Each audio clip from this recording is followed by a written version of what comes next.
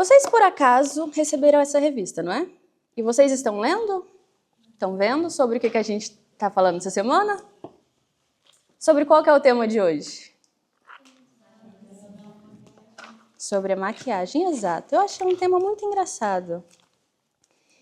Quando eu vi, porque eu pensei, tá, legal, né? Maquiagem para as mulheres, não é para os homens. Eles não vão ter nada para falar sobre. E aí a gente começa a estudar mais um pouco sobre o que a maquiagem, o que quer dizer a maquiagem, nada senão maquiagem. E a gente vê que a maquiagem, de fato, é usada muito mais vezes por mulheres. Por quê? Porque cobre imperfeições, realçam umas belezas e deixam tudo mais bonito. Passa desapercebido aquelas espinhas, aquelas coisinhas assim. Mas não tem nada de errado em usar maquiagem, não tem, né? Tipo, você passa um nos cílios, passa um assim na sobrancelha e tal. O problema é quando a gente começa a ter a nossa personalidade baseada naquela maquiagem. Quando ao invés de você fazer uma maquiagem, você coloca uma máscara. A ponto de você passar tanta coisa que as pessoas já não te reconhecem aquela pessoa. Você já não é mais a Milene. Agora você é a Milene que tem um olho mais puxado. Você é a Milene que tem os cílios muito mais elevados. Você acaba por se deformar. E o que essa nada senão maquiagem nos traz a refletir? Que é o quê? Quando a gente começa a usar maquiagens na nossa vida. Quando a gente começa a usar essas maquiagens como elas de fato fossem máscaras. E aí, essa é uma questão muito mais funda, porque ela mostra a tendência humana de esconder aquilo que a gente não quer que os outros vejam. É aquilo que a gente começa a esconder, não só de nós, não é? Mas esconder das outras pessoas, porque a gente fica com receio de ser julgado, de ser criticado e de, não sei, às vezes até de ser excluído. E de maneira figurada, a gente pode ver também que essas máscaras podem ser consideradas tanto de aparência, não é? Quanto emocionais e comportamentais. Porque às vezes a gente deixa de fazer certas coisas, a gente deixa de demonstrar certos sentimentos, porque a gente acha que não vai ser bem aceito, a gente não consegue encaixar aquilo que a gente tem, aquilo que a gente quer mostrar para as outras pessoas, para aquelas pessoas a qual a gente tem no nosso redor. E a gente acaba criando uma versão melhorada para que essas pessoas nos aceitem, nos admirem. Mas aí qual que está o problema? Que as outras pessoas podem ver você desse novo jeito. Elas vão te aceitar, elas vão gostar de você. Mas alguém pode ler, por favor? 1 Samuel 16, 7.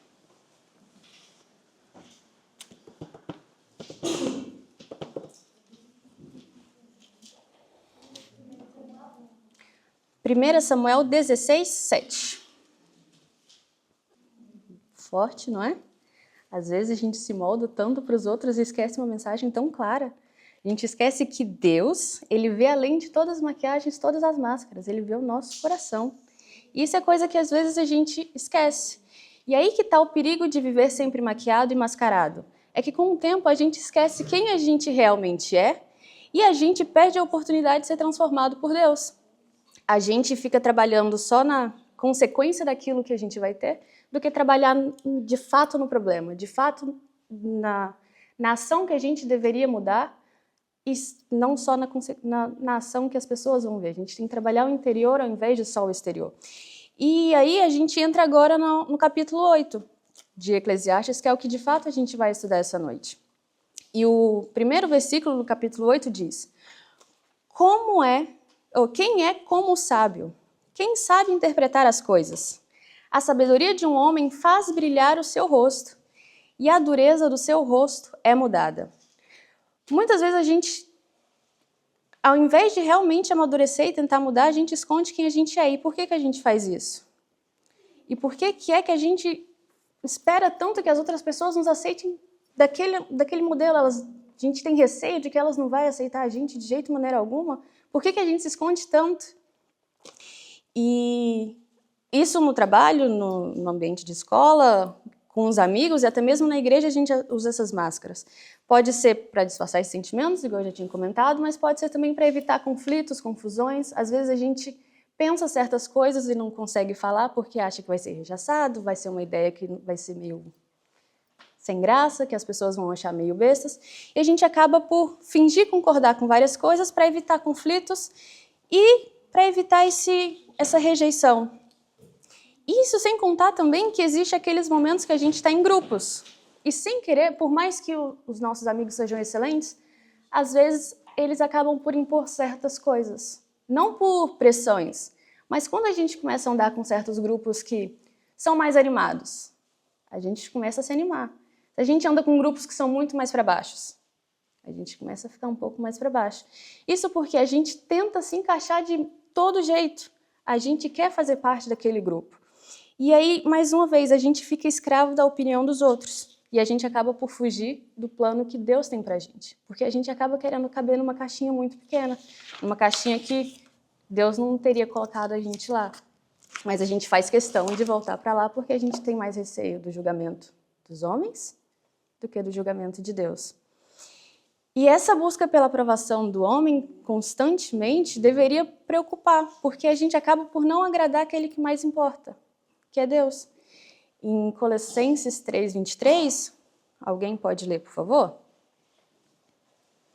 Pois, mais um. Tudo que a gente fizer, façam de todo o coração, para o Senhor e não para os homens. De novo, a gente volta no mesmo ponto. Por que eu estou me moldando tanto para caber num grupo que talvez me faz ir contra as coisas que meu Deus me pede? E aí a gente volta para aquilo de eu vou viver conforme as expectativas das pessoas que mudam de ideia a cada lua, a cada estação, ou de um Deus eterno, de um Deus que não muda? E aí vem, de fato, agora a grande questão. A gente tem vivido para agradar quem? Qual que é o propósito da nossa vida? Por que a gente está fazendo tudo o que a gente faz? É só para fazer parte de um grupo agora?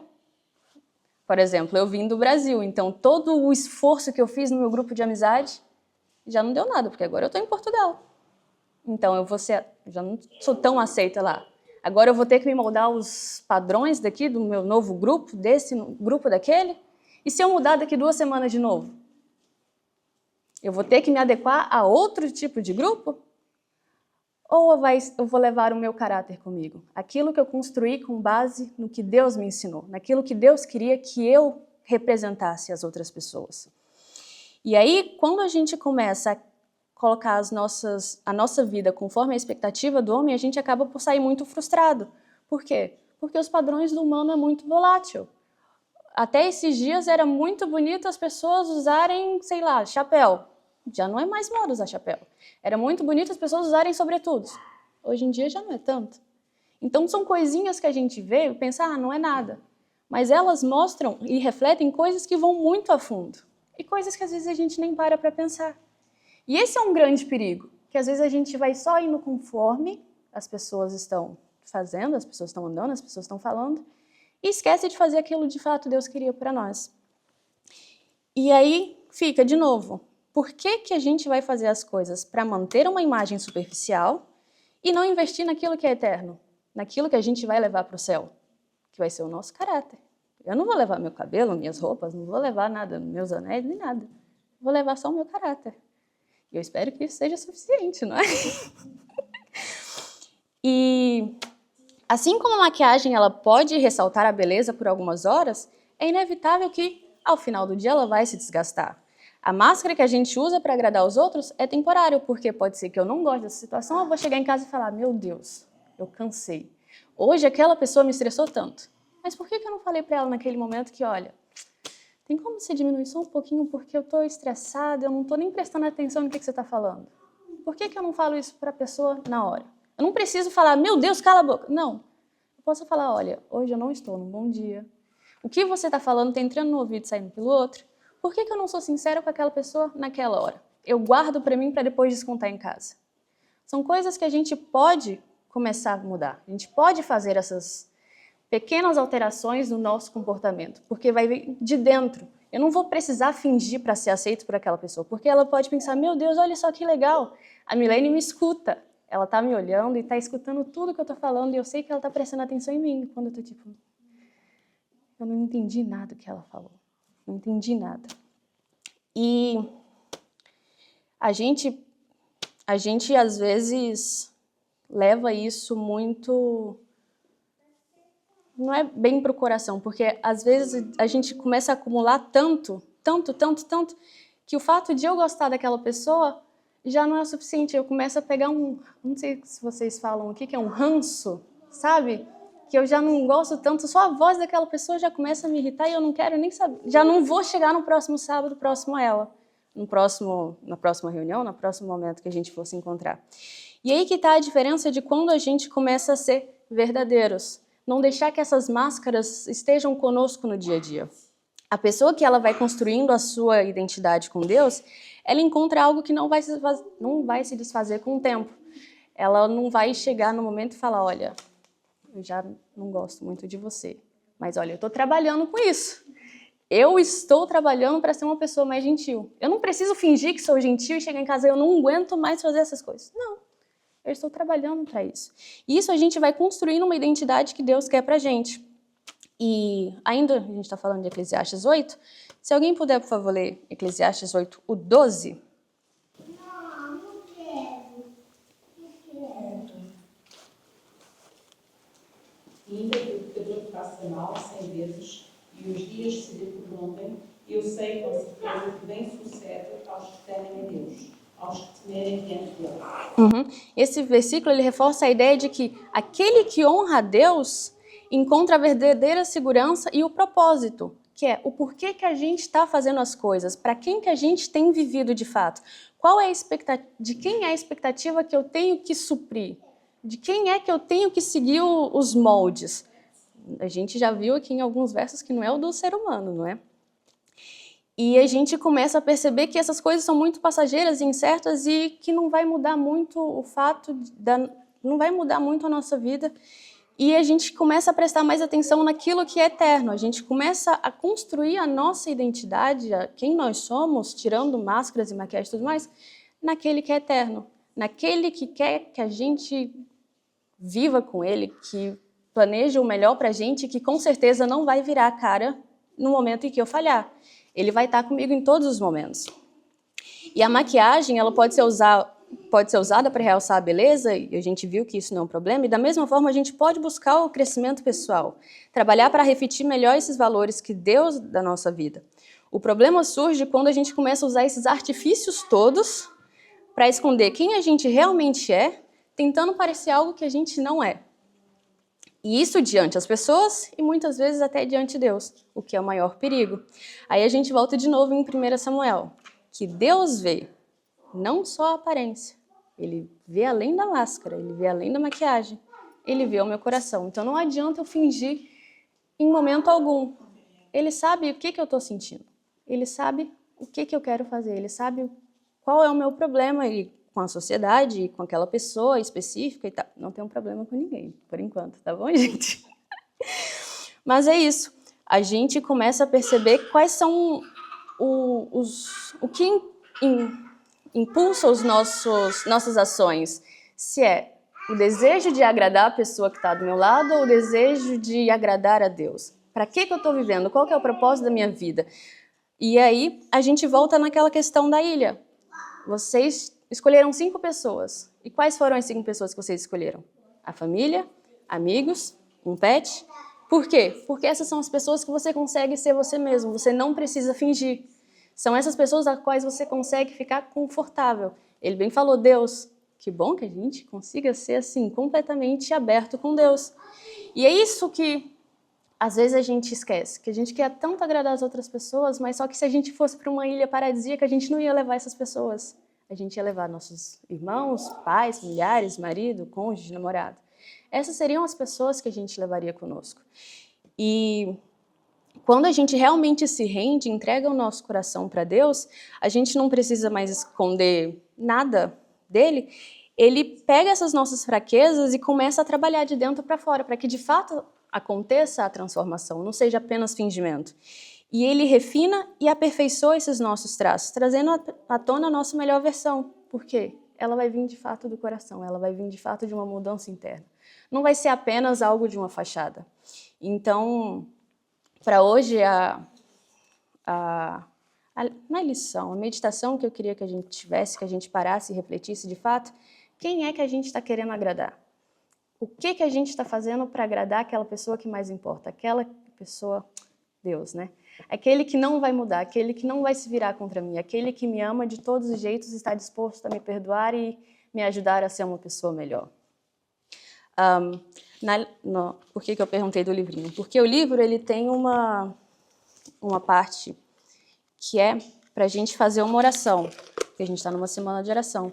E a oração que ele traz de exemplo para a qual a gente tem que se orar todo dia, me tocou bastante, porque ela foi bem direta. Ela fala assim: querido Pai, quando parece que nada vale, recorda-me que Tu és meu tudo. Obrigada pela realidade do Teu amor. Que o Teu amor possa eliminar tudo o que é falso na minha vida, de forma que eu possa viver uma vida verdadeiramente significativa em Ti. Oremos. Senhor Deus, amadíssimo Pai, graças a Ti damos por todo o amor que o Senhor tem por nós, por perdoar todas as nossas falhas, por perdoar todas as vezes que a gente fingiu ser algo que nós não éramos, por todas as vezes a gente pediu em oração alguma coisa sem ter o real intuito de obter aquilo, sem ter o real intuito de ter uma comunhão contigo, de ter só os benefícios de ter um Deus tão grandioso e poderoso que opera milagres. Senhor Deus, por favor, nos ajude a tirar todas as falsidades, todas as máscaras e maquiagens que a gente tem na nossa vida. Nos ajude, Senhor, a entender que nós estamos aqui para viver o propósito que o Senhor tem para a gente, para viver para Te agradar, para viver somente para Ti. Que tudo que a gente for fazer, independente de qual área da vida seja, que a gente entenda que nós não estamos aqui para agradar os homens, senão somente a Ti. Por favor, Senhor, nos ajude a construir o nosso caráter e tudo que a gente for fazer ser baseado no Teu querer. Esteja conosco não só agora no momento dessa oração, mas que o Senhor esteja conosco nos lembrando diariamente, toda hora, todo minuto, de que nós somos Teus. E nós estamos aqui para Te servir e para Te adorar. Esteja conosco não somente agora, mas em todos os momentos da nossa vida. Nos ajude em todas as dificuldades, porque a gente sabe que é só a gente pedir que o Senhor nos ajuda, mas nos ajude a pedir corretamente, pedir aquilo que o Senhor quer que a gente peça. Esteja conosco em todos esses momentos de dificuldade a qual a gente se sente tentado, mas que o Senhor esteja à frente nos lembrando de quem nós somos filhos e o porquê de a gente estar aqui. É isso que a gente te pede, não em mérito algum nosso, mas em nome do Teu Santo Filho, Cristo Jesus. Amém.